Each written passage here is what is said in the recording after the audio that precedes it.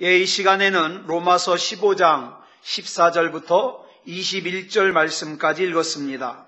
로마서 72번째 시간입니다. 자, 바울이 로마서를 쓴 목적은 로마에 있는 그리스도인들로 하여금 하나님에 대한 지식을 다시 생각나게 하기 위해서 썼다 그랬습니다. 지난 시간에. 그런데 또 바울은 이렇게 고백해요. 이 로마서를 자신의 능력으로 쓰지 않았다 그래요. 자신의 능력으로. 여러분, 사람이 아무리 글을 잘 써도 한 세대가 지나가고 나면 어떻게 해요? 그 이상해요. 여러분, 지금 고전 소설을 보면은요, 우리가 읽기에 참 이상해요. 불과 100년도 되지 않았는데 그렇거든요. 자, 그런데 바울이 쓴 이 로마서는 어때요? 2000년이라고 하는 시간을 뛰어넘어서 이 로마서가 생명의 말씀으로 지금 우리에게 다가왔잖아요. 이것은 이 로마서가 바울의 능력으로 쓴 것이 아니라는 뜻이에요. 바울은 본문 15절에서 이렇게 고백하고 있어요. 줄친 것만 시작. 하나님께서 내게 주신 은혜로 말미암아. 하나님께서 바울에게 주신 은혜로 이 로마서를 썼다는 거예요. 말하자면 이 로마서는 바울에 대한 하나님의 은혜의 결과예요. 하나님의 은혜는 그 은혜를 보려고 하는 사람의 눈에만 보입니다. 그래서 은혜를 보는 사람은 어떻게 해요? 더 은혜를 사모해요. 그리고 더 은혜의 열매를 거둘 수 있게 되죠. 그러나 은혜를 사모하지 않는 사람에게는 은혜가 보이질 않아요. 그래서 있었던 은혜까지도 잃어버리게 되는 거예요. 본문 16절을 새번역 성경으로 보면 처음에 이렇게 시작합니다. 줄친 것만. 하나님께서 이 은혜를 내게 주신 것은. 바울은 하나님께서 자기에게 로마서를 쓸 수 있는 은혜를 주신 이유를 분명하게 알고 있다 이 말이에요. 우리는 매일 하나님의 은혜 속에서 살고 있습니다. 그렇죠?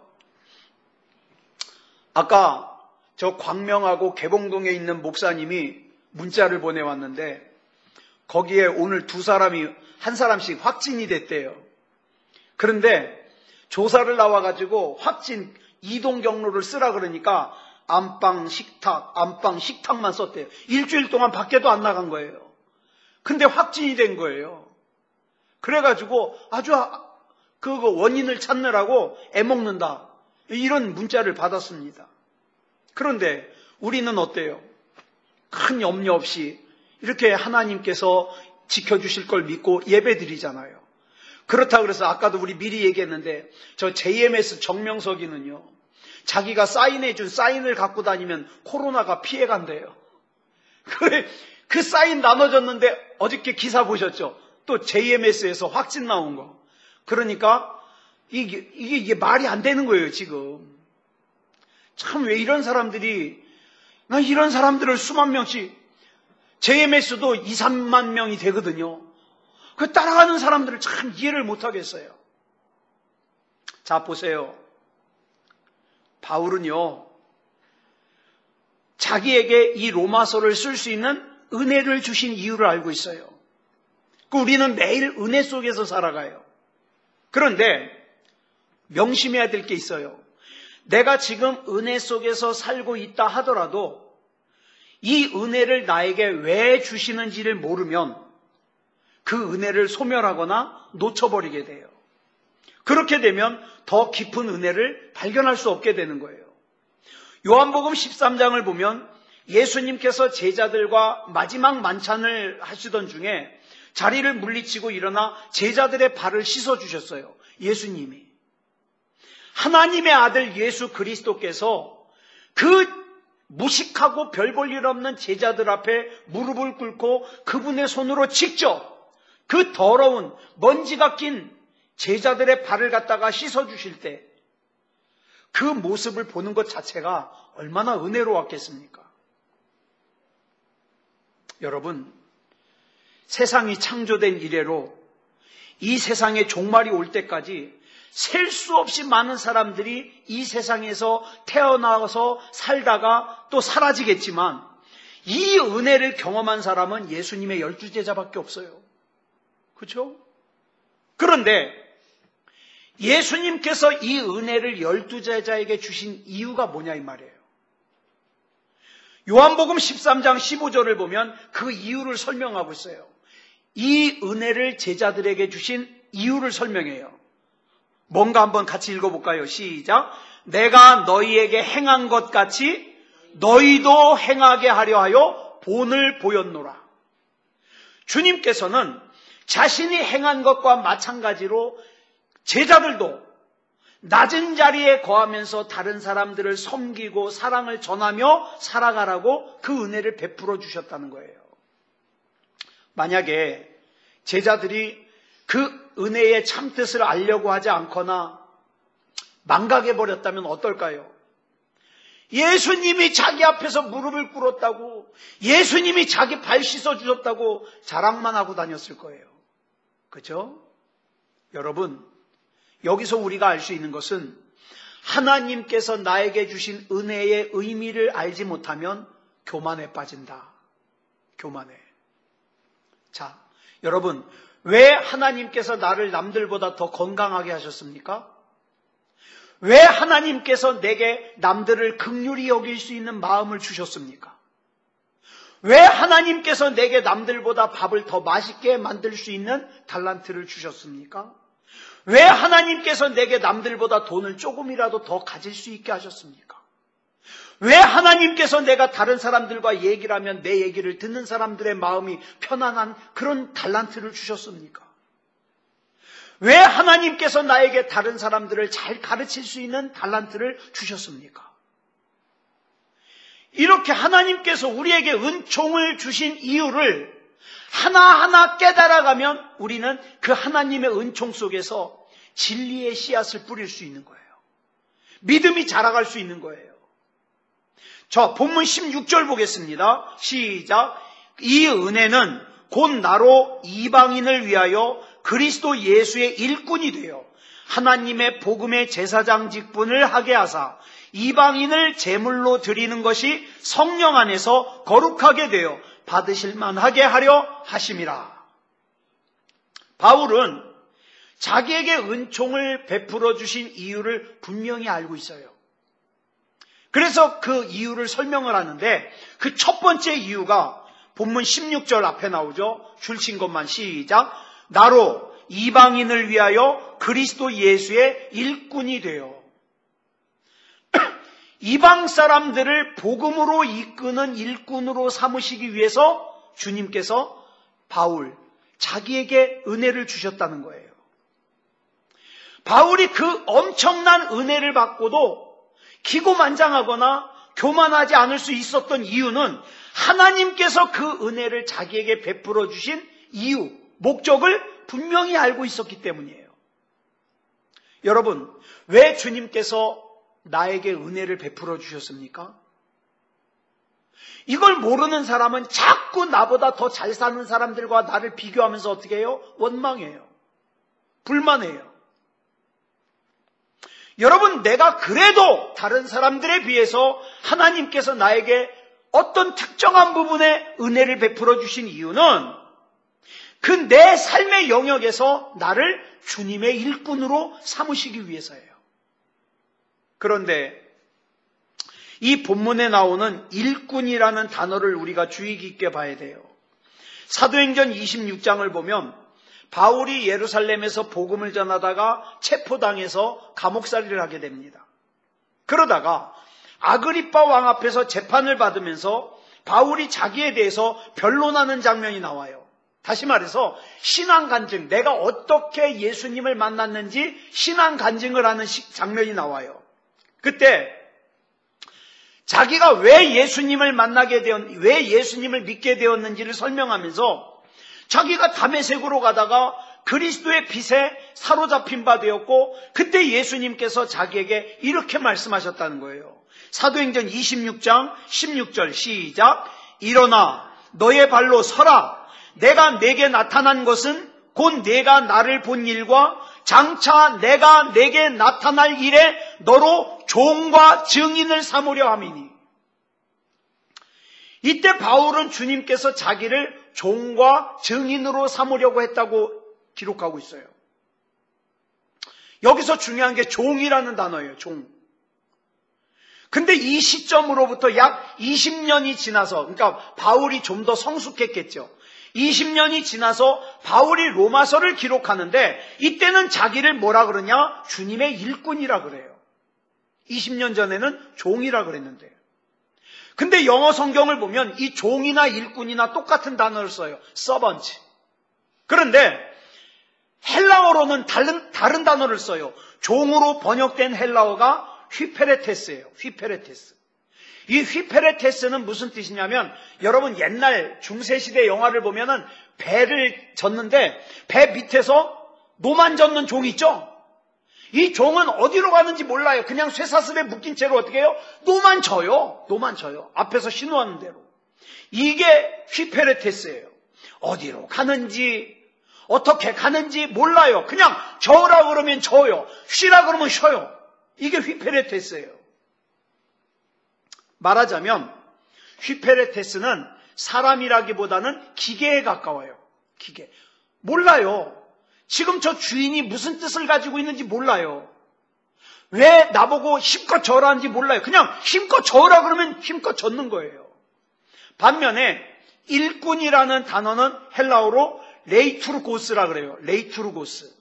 이 단어는요, 기계적인 차원을 넘어서 명령을 받으면 우리 주인이 나에게 왜 이런 명령을 내렸는지 그 주인의 뜻, 의도를 헤아려요. 이게 일꾼이에요. 그래서 그 주인의 뜻을 이루기 위해서 내가 가진 이성과 지성과 인격과 의지를 다 동원해서 자발적이고 적극적으로 그 주인의 뜻을 이루기 위해서 방법을 찾아요. 이게 일꾼이에요. 그래, 한마디로 정리하면 종은 기계적인 사람, 일꾼은 자기의 이성과 지성과 인격과 의지를 사용하는 사람. 그래서 이 일꾼을 영어로는 또 미니스터라 그래요. 목사를 또 미니스터라 그러잖아요. 성직자란 뜻이에요. 자, 바울은요, 과거의 바울은 주님께서 자기를 왜 부르셨는지, 내가 왜 주님을 따라야 되는지, 왜 복음을 믿어야 되는지 이유를 생각하지 않았어요. 그냥 예수님 만났으니까 그냥 믿었어요. 기계적으로, 맹목적으로 받아들였어요. 그런데 그 주님과 20년 동안 동행하는 가운데 주님의 뜻을 헤아리게 됐어요. 그래서 어떡합니까?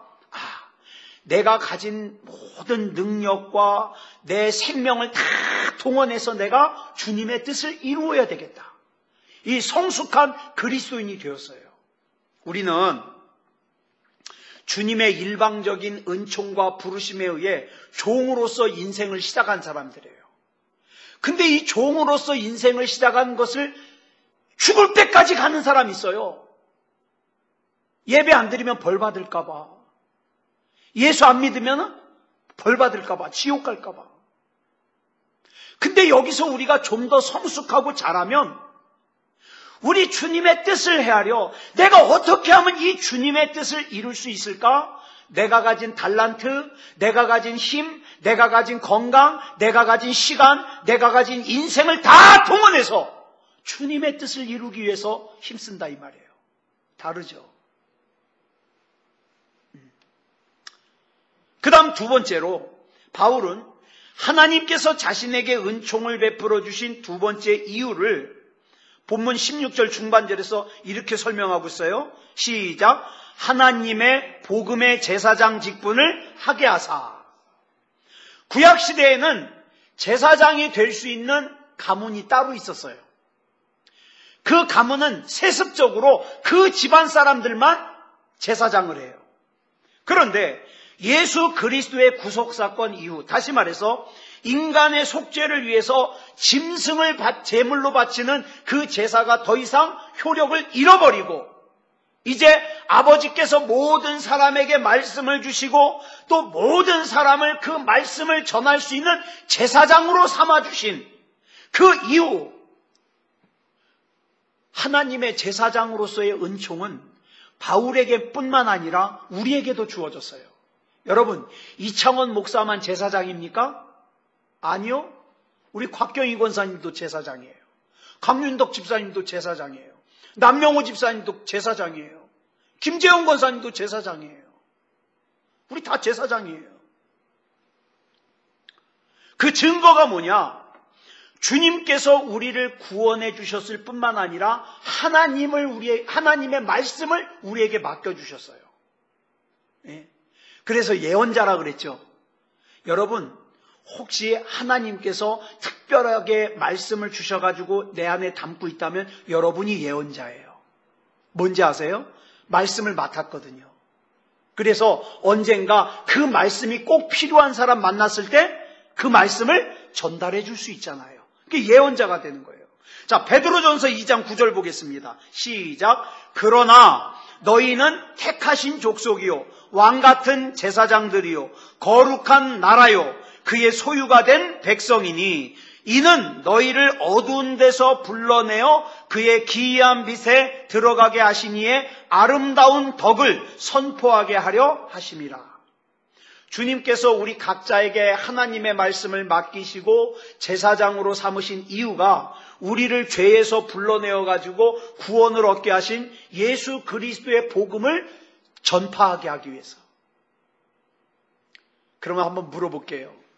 여러분, 지금까지 예수 믿고 나서 예수 그리스도의 구원의 복음을 몇 명에게 전파하셨습니까? 예. 그거 하라고 우리를 제사장으로 삼아주셨는데. 그렇기 때문에 복음은 내가 그 복음을 전할 때 그 복음이 비로소 나의 것이 되는 거예요. 복음이. 그래서 복음을 전하라는 주님의 명령은 결국 우리 자신을 위한 하나님의 사랑이요 은총이라고 할 수 있어요.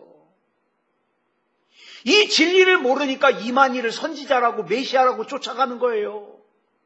이 진리를 모르니까 정명석이가 써준 사인만 있으면 코로나가 올 수 없다고 이런 우스꽝스러운 것만 믿는 거예요. 정명석이 써준 사인을 믿을 것이 아니라 여러분 시편 91편 보세요. 하나님께서 직접 이 전염병에 대해서 우리에게 어떤 약속을 주시는가. 그 말씀을 붙들어야죠 우리는. 예. 그 다음에 바울이 하나님께서 자신에게 은총을 베풀어 주신 세 번째 이유를 본문 16절 하반절에 기록하고 있어요. 시작. 이방인을 제물로 드리는 것이 성령 안에서 거룩하게 되어 받으실 만하게 하려 하심이라. 내가 복음을 전한 사람들이 성령 안에서 거룩하게 돼서 하나님께서 기쁘게 받으실 제물이 되게 하려고. 여러분들이 전도한 사람이 예수님 안에서 거듭나가지고 그 다음에 신앙이 자꾸 자라가지고 직분도 받고 중직도 되고 그랬을 때 어떻습니까? 그 기쁨은 이루 말할 수 없는 거죠. 예. 다시 말해서 한 인간을 변화시키고 새롭게 하는 성령님의 일하심의 도구로 내가 쓰임받았을 때 그 은혜가 얼마나 크냐 이 말이에요. 바울은 자기가 복음의 씨를 뿌리기만 하면 성령님께서 그 결과를 책임져 주실 거라는 걸 믿었어요. 그래서 뭐라 그랬어요? 내가 씨를 뿌리고 바울이 씨를 뿌리고 그 다음에 누가 물을 주고 아볼로가 물을 주고. 그렇지만 바울이 이렇게 고백해요. 씨를 뿌린 사람도 아무것도 아니고 물을 준 사람도 아무것도 아니다. 그 씨를 자라나게 하시는 분은 오직 하나님이시다. 그러니까 모든 영광은 누가 받아야 된다? 하나님이 받아야 된다 이 말이에요. 하나님이 받아야 된다. 그렇지만 우리가 여기서 명심해야 될 것이 있어요. 바울은 자기가 복음의 씨를 뿌리기만 하면 성령님께서 그 결과를 책임져 주실 거라는 걸 믿었어요. 우리가 전도를 못하는 가장 큰 이유 중에 하나가 뭐예요? 내가 한다고 될까? 여러분, 그것까지 걱정하지 마세요. 그건 하나님이 하실 걱정이에요. 우리는 뭐만 하면 돼요? 예수 믿으세요! 한마디만 하면 돼요. 씨 뿌리는 거잖아요. 예수 믿고 천국 가세요! 이 한마디만 하면 되잖아요. 결과는 성령님께서 책임지신다. 그렇기 때문에 우리는 어딜 가든지 복음을 전할 수 있는 거예요. 왜? 씨 뿌리는 건 할 수 있으니까. 거두는 건 하나님이 하실 거니까. 신앙의 세계는요, 부익부 빈익빈이 통해요. 부익부 빈익빈이 뭐예요? 가진 사람은 자꾸 더 많이 가져요. 없는 사람은 있는 것도 없어져요. 왜 이 말씀을 드리냐? 주님의 말씀대로 살아본 사람은, 하나님의 은혜를 경험한 사람은 내가 한번 경험했기 때문에, 내가 한번 체험했기 때문에 또다시 하나님의 말씀에 순종하게 돼요.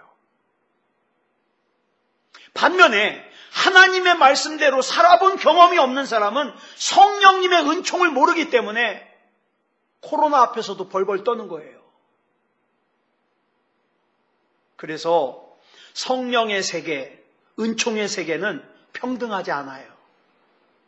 여러분, 창세기부터 요한계시록까지 평등이라는 단어가 나오나 찾아보세요. 한 번도 안 나와요. 하나님의 세계는 평등이 아니에요. 뭐예요? 공평이에요. 뜻이 비슷한 것 같죠? 달라요. 평등과 공평은 달라요.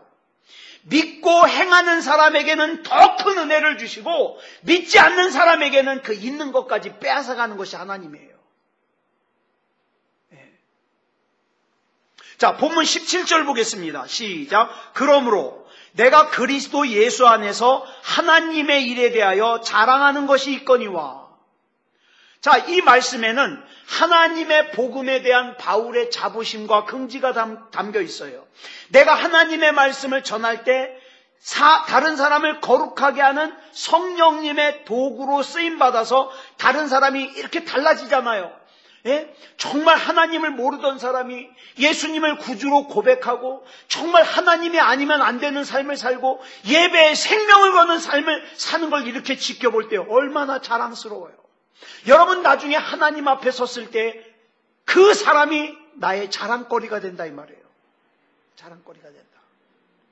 그러면서 복음을 전해들은 인생들은요, 예?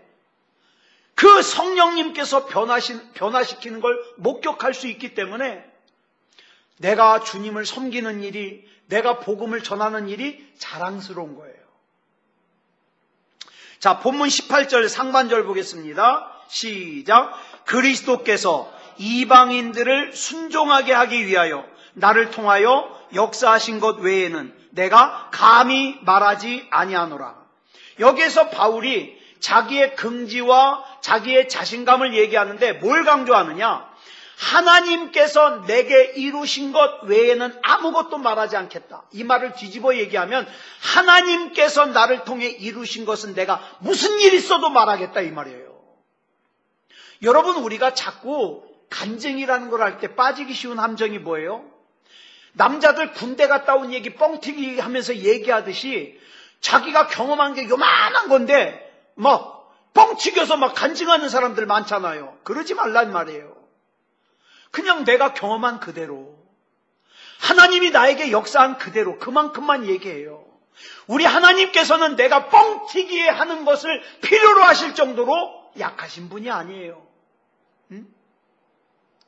내가 경험한 하나님 그대로. 내가 경험한 그 은혜를 그대로 얘기하는 것, 그보다 기쁜 일, 그보다 영혼을 만족시키는 일이 없다 이 말이에요. 여러분, 오늘 저와 여러분이 이 자리에 앉아서 예배 드리는 게 이게 그냥 대수롭지 않게 될 것 같아요? 아니요.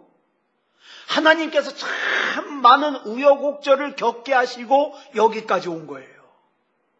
그러면 우리가 그 가운데서 역사하셨던 하나님의 은혜를 갖다가 어떻게 해요? 전할 수 있어야 되죠. 제가 우리 교회에서 어려움 당하신 분이 있으면 제가 이런 말씀을 종종 드려요. 성도님이 그 어려운 일을 당하신 것은 성도님은 분명히 그 어려운 것을 극복하고 이기실 건데 그 어려운 일을 당하게 하신 것은 나중에 성도님이 겪은 그 일들을 똑같이 겪는 사람들을 만나게 되는데 그때 내가 하나님의 은혜 가운데서 이렇게 이겼다. 이걸 갖다가 전하게 하려고 그 일을 겪게 하신다. 이런 말씀을 제가 자주 드려요. 왜? 제가 그렇게 생각하기 때문에. 그래서 내가 경험한 일을 더하지도 말고 빼지도 말고 내 삶 가운데 역사하신 하나님을 그대로 전하는 게 필요하다 이 말이에요. 그러면 주님께서 주님의 일을 어떻게 이루셨습니까? 자, 본문 18절 하반절부터 보면은 그 일을 설명하고 있어요. 첫째, 자, 줄친 것만 시작. 그 일은 말과 행위로. 즉, 말씀을 전하는 말과 섬기는 봉사의 행위로 그걸 이루셨다 이 말이에요. 그걸 이루셨다. 그 다음에 19절 상반절 줄친 것 시작. 표적과 기사의 능력으로 눈으로 확인할 수 있는 표적과 기사로 하나님의 뜻을 이루셨다 이 말이에요. 그 다음 본문 19절 중반절 시작. 성령의 능력으로 눈으로 보이지는 않지만 성령의 능력으로 사람의 내부에서 내적으로 역사하셨다 이 말이에요. 내가 말씀을 전하고 내가 경험한 것을 얘기하면서 섬길 때 하나님 아버지께서 눈에 보이는 여러 가지 표적과 기사로 혹은 사람의 마음속에서 보이지 않게 역사하는 권능으로 그 하나님의 말씀이 그 복음이 하나님 말씀이 될 수 있도록 복음이 될 수 있도록 하나님이 역사하셨다 이 말이에요. 자, 본문 19절 하반절 보겠습니다. 시작. 그리하여 내가 예루살렘으로부터 두루 행하여 일루리곤까지 그리스도의 복음을 편만하게 전하였노라. 여기서 말하는 일루리곤은요, 마게도냐 위쪽으로 지금의 어디냐면 저 유고와 슬로바키아. 예전에는 이 유고와 슬로바키아가 하나였어요.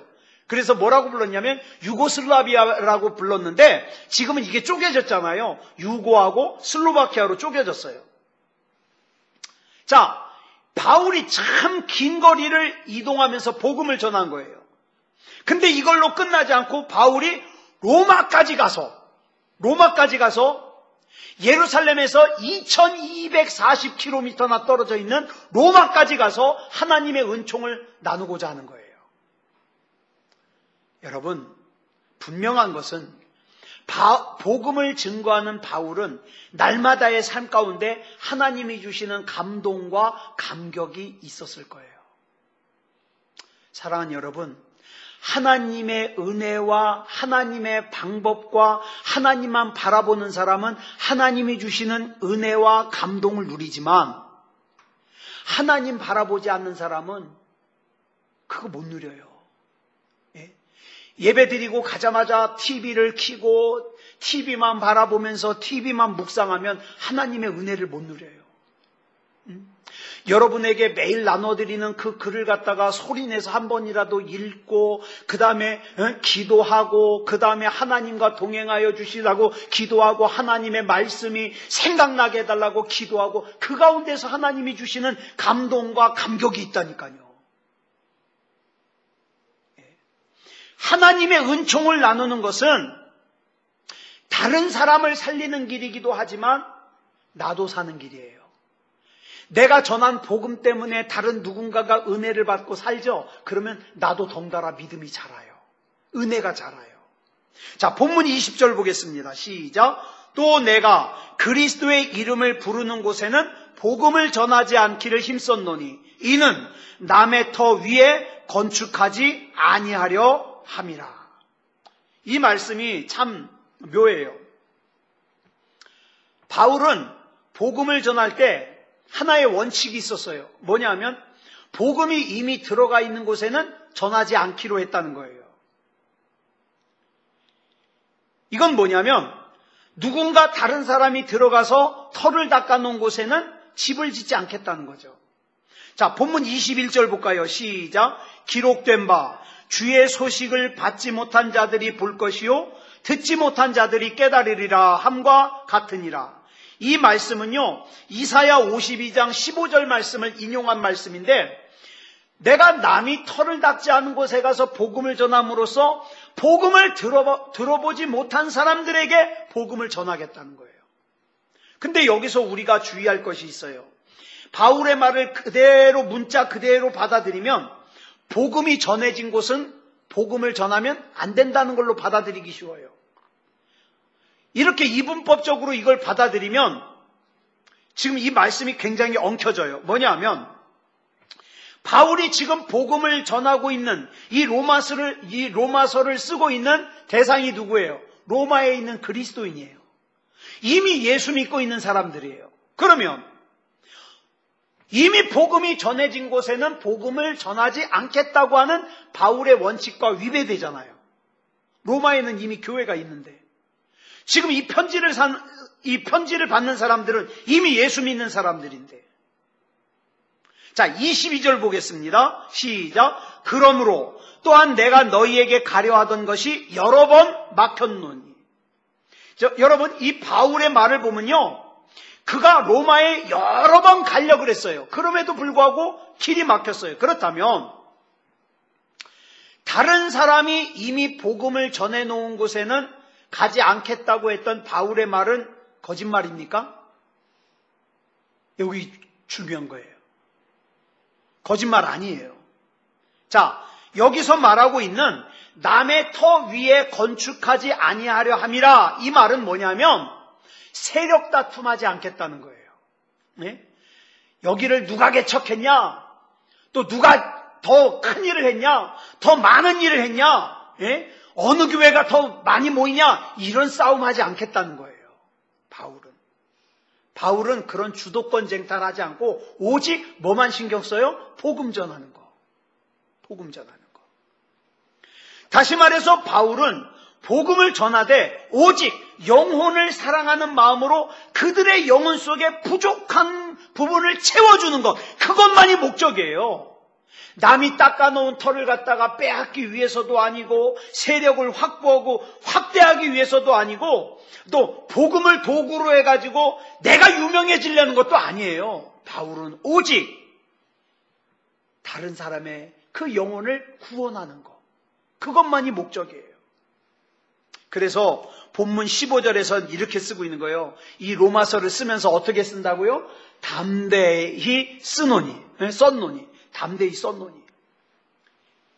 로마의 성도들로 하여금 은혜를 더 충만하게 해주고 그들이 미처 깨닫지 못한 복음을 깨닫게 해주기 위해서 지금 이 로마서를 쓰고 있는 거예요.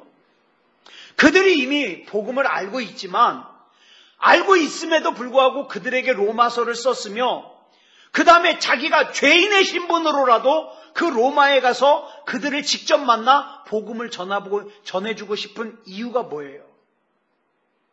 그들의 복음이 온전해질 수 있도록.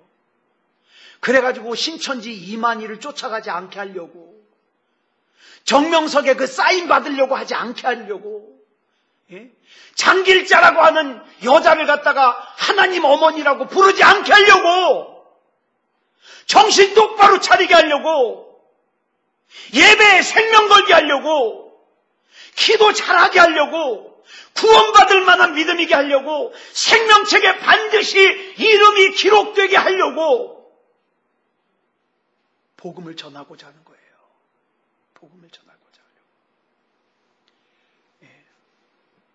우리가 삶을 살아가면서 어떤 상황에 처하든지 어느 곳에 있든지 주님의 은혜를 사랑하자고요. 하나님, 나에게 주신 이 은혜를 하나님께서 왜 주셨는지 이유를 알게 하시고 그 뜻대로 쓰임받기 원합니다. 항상 물어봐야 돼요. 주님께서 우리의 삶에서 행하신 일들과 주님의 권능을 자랑하는 사람들이 되자고요. 여러분들이 이제까지 신앙생활에 오면서 하나님의 기적 같은 은혜를 경험 못한 분 없을 거예요. 그죠? 근데 그걸로 끝나면 안 돼요. 하나님, 예전에도 내 인생에 큰 은혜를 주셨지만 앞으로 하나님이 주실 큰 은혜는, 하나님의 권능은 더 크고 더 놀라운 은혜임을 믿습니다. 그래서 저는요, 우리 교회 권사님들이, 또 우리 교회 집사님들이 나중에 또 권사님 되셔가지고 다 그런 은사 다 있었으면 좋겠어요. 저 어렸을 적에 원영희 권사님이라고 계셨어요. 그 당시에 연세가 80이 넘었어요.